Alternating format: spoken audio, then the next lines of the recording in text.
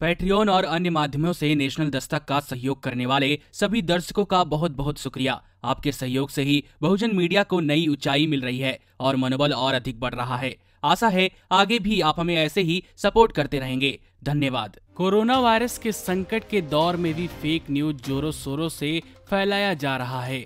खासकर fake news का परिणाम अल्पसंख्यक समुदाय के लोगों पर देखने को मिलता है। इन लोगों को ही इसका परिणाम चुकाना पड़ता है।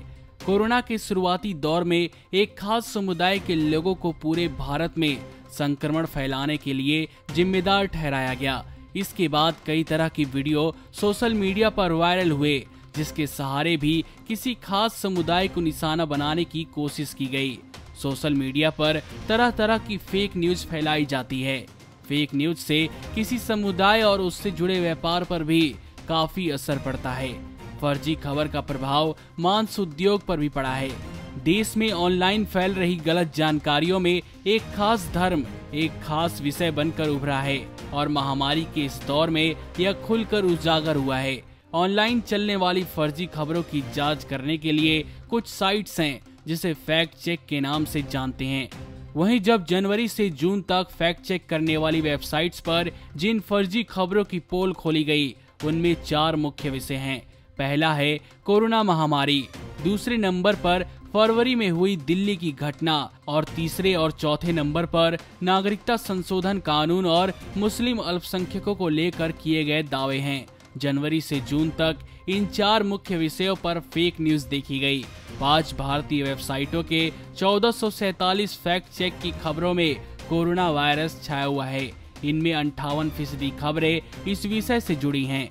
इसमें अधिकतर दावे कोरोना वायरस को लेकर साजिश और इसके इलाज तथा लॉकडाउन को लेकर फैल रही झूठी अफवाहें शामिल हैं।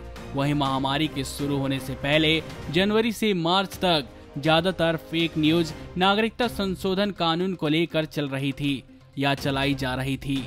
फरवरी की बात करें तो इस दौरान दिल्ली के उत्तर पूर्वी इलाकों और अन्य जगहों पर 2 गुटों के बीच हुए झड़प को लेकर तरह तरह के भ्रामक दावे देखने को मिले। इनमें नकली वीडियो, फर्जी तस्वीरों, संदेशों, पुरानी घटना की तस्वीरों और वीडियो का इस्तेमाल किया गया। अप्रैल में कोरोना फैलने के पीछे जमात के लोगों को जिम्मेदार ठहराने के बाद खास समुदाय के लोगों द्वारा फल बेचने वालों को निशाना बनाया गया। इसके अलावा एक झूठी बात का दावा भी जोर शोर से किया गया कि शाकाहारी खाना खाने से और मांस छोड़ देने से आप कोरोना वायरस संक्रमण से बच सकते हैं। इस प्रकार के गलत खबरों ने न सिर्फ मुस्लिम समुदाय के लोगों बल्कि गैर मुस्लिम जो इस व्यापार में लगे थे उनका नुकसान पहुंचाया। इसलिए लोगों के लिए यह जरूरी हो जाता है कि किसी भी खबर पर तुरंत भरोसा न करें, बल्कि कुछ दिनों तक इंतजार करने के बाद में अन्य सभी जगहों से उस खबर की पुष्टि करने के बाद उस पर भरोसा करें। नमस्कार। नेशनल दस्तक अपनी आर्थिक जरूरतों को पूरा करने के लिए अपनी ऑडियंस पर निर्भर है। बहुजन समाज से संबंधित मुद्दों को उठाने के कारण यूट्यूब की तरफ से नेशनल दस्तक की कई वीडियो पर एड्स नहीं दी जाती, जिसके कारण हमें आर्थिक समस्याओं का सामना करना पड़ रहा है। आपका एक छोटा सा कदम बहुजन मीडिया को बचा सकता है। आपके सहयोग और सहायता के कारण ही हमने अभी तक यह मुकाम हासिल किया है। नेशनल दस्तक को आप पैट्रियन के जरिए सपोर्ट कर सकते हैं। इसके साथ ही आप अन्य माध्यमों जैसे यूपीआई, गूगल पे, डेबिट कार्ड, वॉलेट, फोन पे आदि से भी हमारी मदद कर सकते हैं, जिसका लिंक वीडियो के नीचे डिस्क्रिप्शन में डाल दिया गया है।